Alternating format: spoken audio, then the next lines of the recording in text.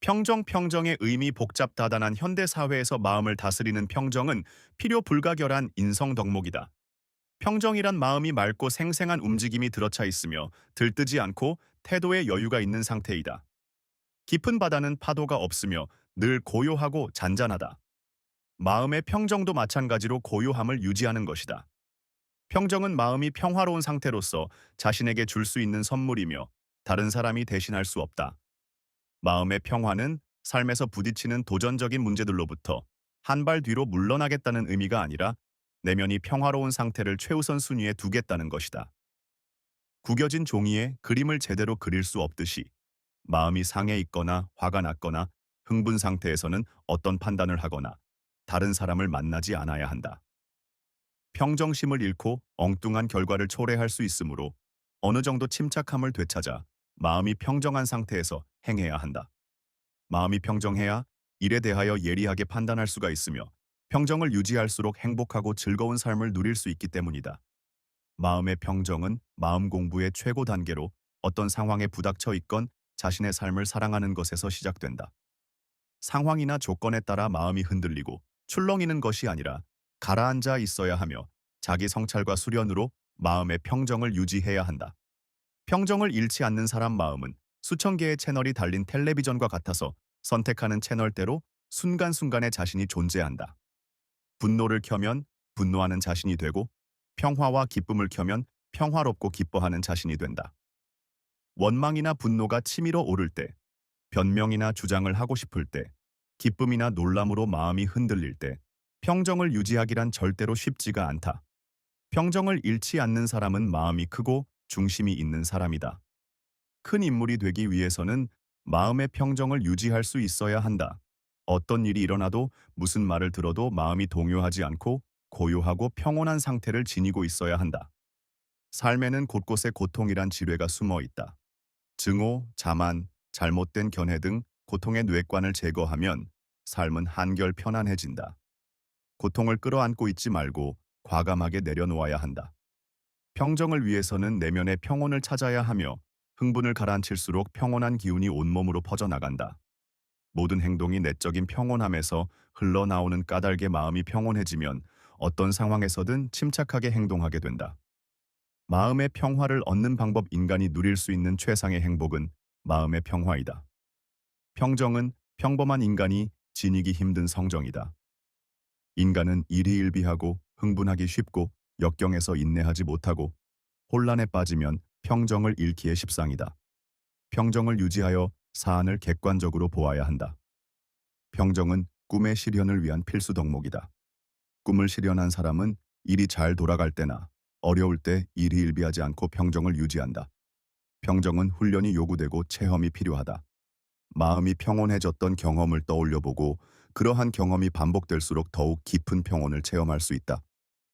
평정을 유지하기 위해서는 문제가 생겼을 때 인생을 단편적이 아니라 전체적 시각으로 보면 문제는 심각한 것이 아니라 삶의 한 과정임을 깨닫게 될 것이다. 삶의 주체가 되기 위해서는 마음 다스리는 법을 배워야 한다. 마음의 찌꺼기를 가라앉혀 평정을 유지해야 한다. 마음속에는 분노와 욕심, 이기심과 개인주의, 열등감과 패배의식과 같은 찌꺼기가 있으며 찌꺼기를 거르는 정화 과정이 필요하다. 삶에서 잡동사니를 제거하는데 마음의 동요를 불러일으키는 기억이나 상황이 있다면 결별해야 한다. 실천하기. 자기 수양을 통해 마음을 다스린다. 편안한 마음을 유지하려고 노력한다. 분노와 격정과 같은 격렬한 감정의 혼란을 피한다. 정신적인 긴장이 계속되지 않도록 주의한다. 어떤 상황 속에서도 나를 조절하는 의지와 지혜를 발휘한다. 사사롭고 헛된 욕심을 버린다. 남에게 베풀고 봉사하는 삶을 살면서 참된 기쁨을 얻도록 한다. 극단을 피한다. 생각하기. 마음이 안정되지 않을 때 어떻게 하는가?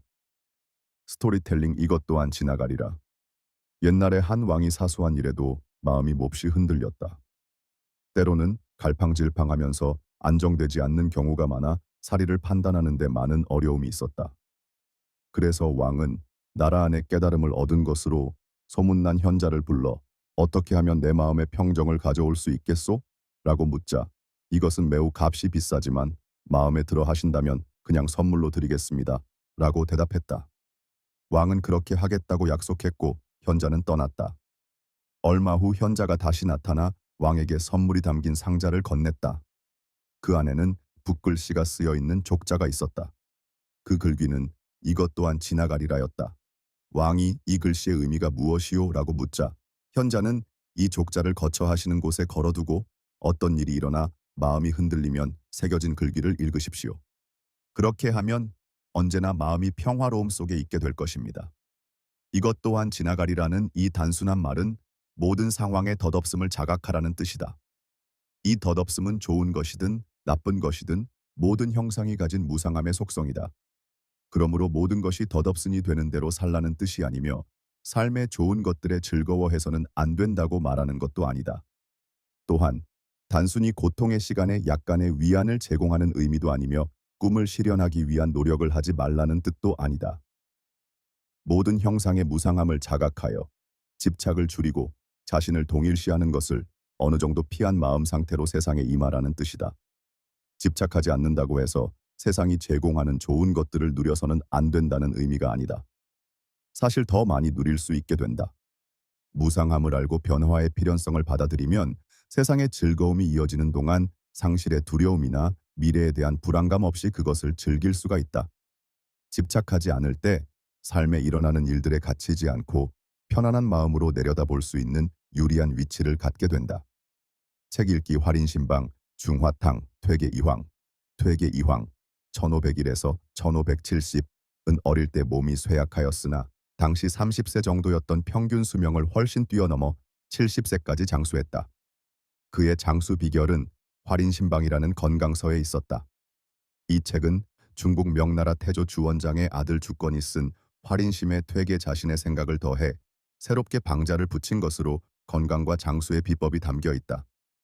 이 책 내용 중에는 만병의 근원은 마음에 있다고 하면서 몸과 마음을 다스리기 위해 중화탕과 종허탕, 복용을 권하고 있다. 이 중화탕에 들어가는 재료는 물질적인 한약 재료가 아닌 30가지의 생활 덕목이다. 즉, 실제적인 약이 아니라 마음 수련을 통한 치료법인 것이다. 30가지의 덕목은 사무사 생각을 간사하게 하지 마라. 행오사 좋은 일을 해라. 맡기신 마음을 속이지 마라. 행방편 편안하게 행동하라. 수본분 자기 본분을 지켜라. 막질투 시기하고 질투하지 마라. 제교사 교활하고 간사함을 버려라. 무성실 성실히 의무를 다하라. 순천도 하늘의 이치에 따르라. 지명한 타고난 수명의 한계를 알라.